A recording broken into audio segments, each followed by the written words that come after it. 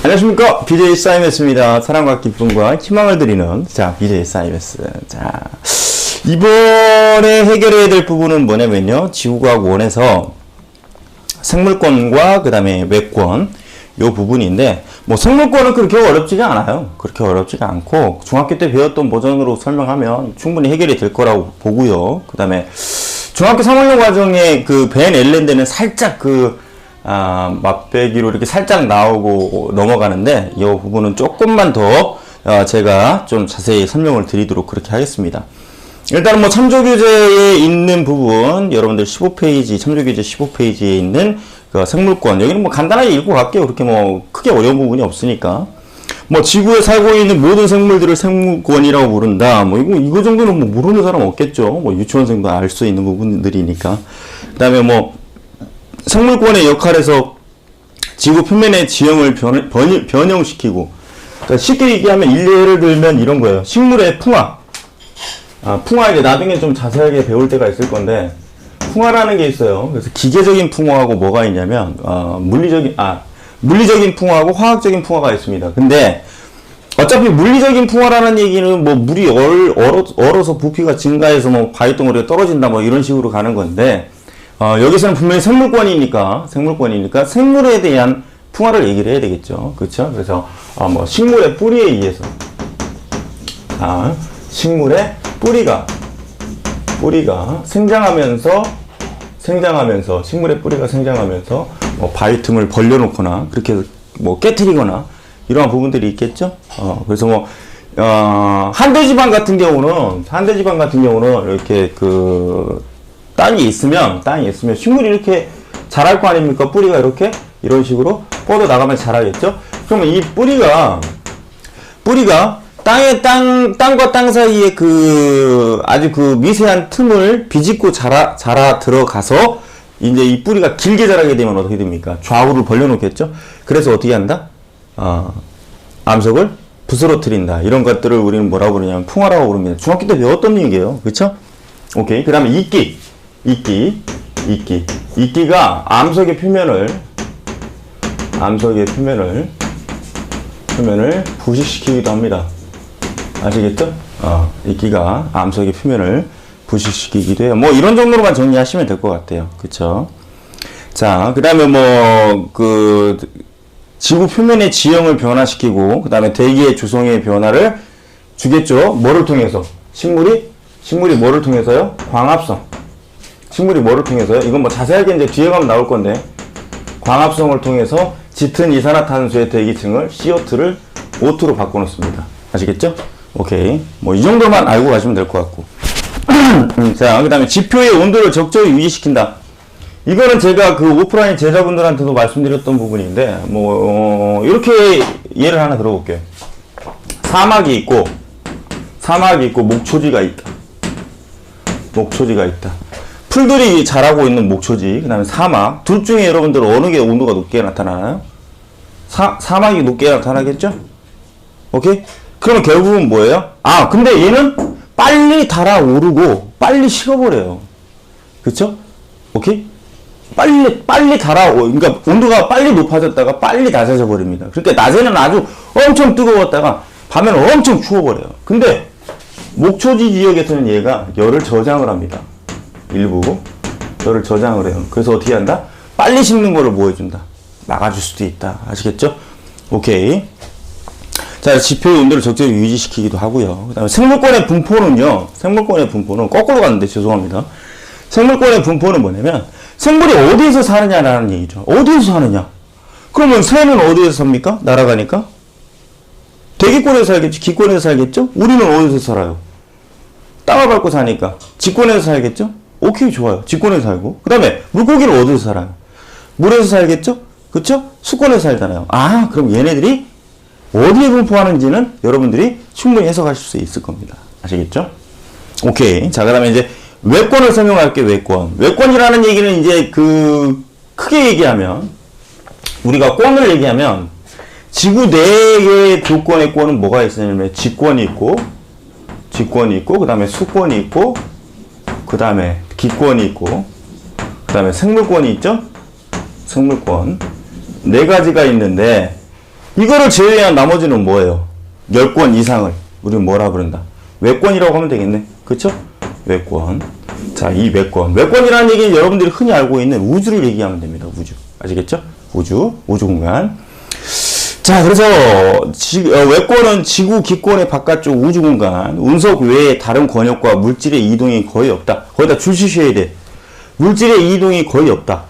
즉, 지구에서 외권으로 에너지는 전달을 합니다. 에너지는 지구 복사 에너지의 형태로 에너지는 전달이 가능한데, 물질은 이동하지 않아요. 뭐라고요? 다시, one more time. 물질은 이동하지 않습니다. 아시겠죠? 그래서 지구상에 존재하고 있던 물이 만약에 외권과 물질의 교류를 하게 된다라고 쳐봅시다. 그럼 어떻게 되겠습니까?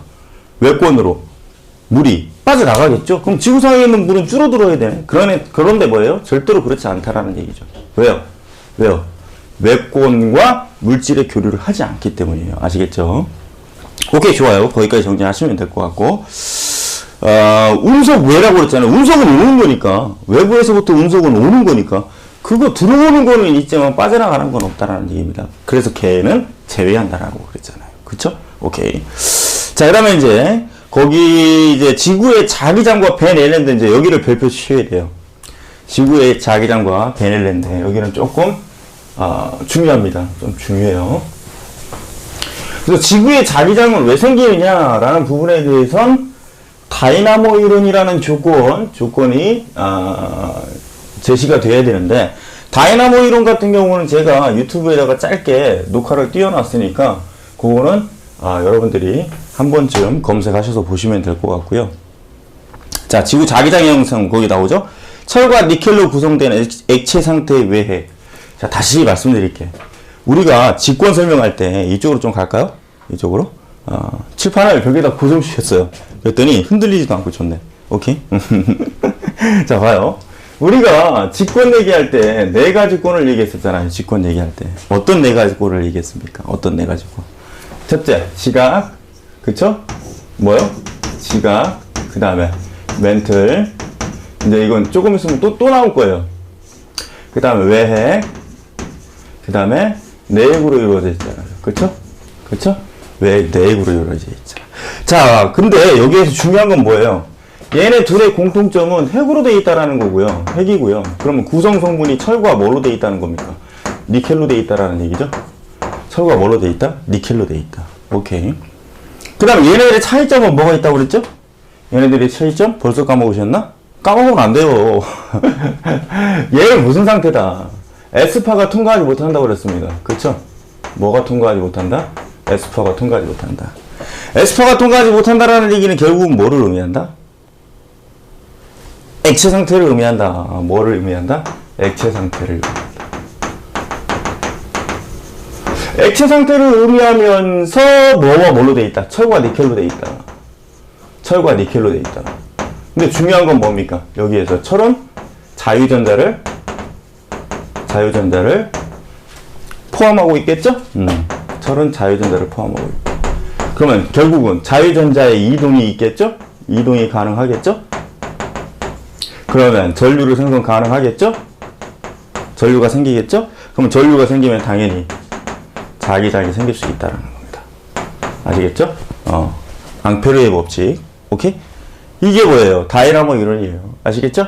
오케이? 이게 다이나모 이론인데, 아우, 좋아. 그것 때문에 생긴 자기장이 우리한테 주는 이로움점이 있다라는 얘기죠. 오케이? 이것 때문에 생긴 자기장이 우리한테 주는 이로움이 있다. 그래서 거기 보시면, 벤 앨런드라는 게 나옵니다. 벤 앨런드라는 게 나오는데, 자기장의 영역이에요. 자기장의 영역인데, 이렇게 생겼어요. 이런 식으로. 이렇게 생겼습니다. 아시겠죠? 거기 보시면, 그림에 보시면 나올 거예요. 그래 놓고 어떻게 합니까? 얘가 왜 이런 식으로 생겼느냐면, 태양풍이라는 각종의 에너지가 이렇게 다가오기 때문에, 이 에너지라는 태양풍 때문에 이쪽으로 쏠리는 거예요. 아시겠죠? 오케이? 이렇게 생겼는데, 거기 그림 제가 보고 말씀드릴게요. 자기장의 영역이 있고요. 자기장의 영역이 있고, 오케이? 벤 앨런드가 있는데 제가 그림을 좀 잘 못 그려요. 자, 보세요. 벤 앨런드. 벤 앨런대가 있는데, 자, 발음도 좀 힘들어요. 그쵸? 자, 벤 앨런대가 있는데, 벤 앨런대는 뭐, 그렇게 자세하게는 안 가도 되는데, 그냥 간단하게만 얘기를 해줄게요. 아시겠죠? 벤 앨런대는 내대하고 외대가 있습니다. 뭐가 있다고요? 안쪽에 존재하고 있는 내대와, 그 다음에 바깥쪽을 존재하고 있는 외대로 이루어져 있어요. 이것만 어느 정도 그냥, 아, 이런 것이 존재하는구나. 라는 조건만 알고 계시면 될 것 같아요. 그래서 내대는 양성자로 되어 있어요, 주로. 뭘로 되어 있다고요? 양성자. 외대는 뭘로 되어 있냐면요. 전자로 되어 있습니다. 전자. 근데 좀 재밌다. 내대가 양성자고 외대가 전자로 되어 있다라면, 이거 대충 확인해 보면 약간 원자의 구조가 비슷한 것 같아요. 그렇죠? 그죠? 원자의 구조가 비슷한 것 같아요. 그래서 얘가 하는 역할은 뭐냐면, 여러분들이 하나 꼭 상식적으로 알고 가셔야 될 건, 내대는 뭘로 되어 있다? 양성자. 외대는 뭘로 되어 있다? 전자로 되어 있다. 아시겠죠? 원자의 구조하고 약간 비슷한 것 같은데, 그죠? 그래서 벤 앨런대가 하는 역할이 있어요. 뭐냐면요. 외부에서 오는 입자들. 자, 외부에서 오는, 외부의 입자. 유해한 입자들이죠? 자, 유해한 입자. 그 다음에 태양풍과 같은 에너지 플러스 입자. 요런 것들을 튕겨줍니다. 튕긴다고요. 거기 보시면 있을 거예요. 그래서 지구 자기장 내에 태양에서 날아온 대전 입자들이 붙잡혀서 밀집된 공간. 그래서 뭐예요? 일부는 튕기거나, 일부는 가지고 있더라. 이렇게. 아시겠죠? 일부는 튕기거나, 일부는 이렇게 가지고 있다. 아시겠죠? 오케이? 그러한 역할을 하는 게 누구다? 벤 앨런대가. 그래서 여러분들, 우주에서 오는 입자들하고 벤 앨런대의 충돌에 의해서 생기는 게 바로 어떤 현상이냐면, 여러분들 요즘 그 TV 꽃보다 청춘인가? 아이슬란드 거기 갔었죠? 거기 가서 꼭 보려고 했던 게 뭡니까? 오로라 있죠, 오로라. 오케이? 오로라가 바로 벤 앨런대와 요 녀석들이 서로 상호작용에 의해서 나타나는 게 오로라입니다. 오로라입니다. 아시겠죠? 요 정도만 정리하시면 여기 이 부분은 그렇게 어렵지는 않아요. 아시겠죠? 오케이. 그래서 막아준다라는 거예요. 500권 벤 앨런대. 아시겠죠? 오케이. 자, 요 정도로만 정리할게요. 자, 부분 녹화는 이쯤에서 정리하겠습니다. BJ 사이메스였습니다, 여러분들. 잠시만요.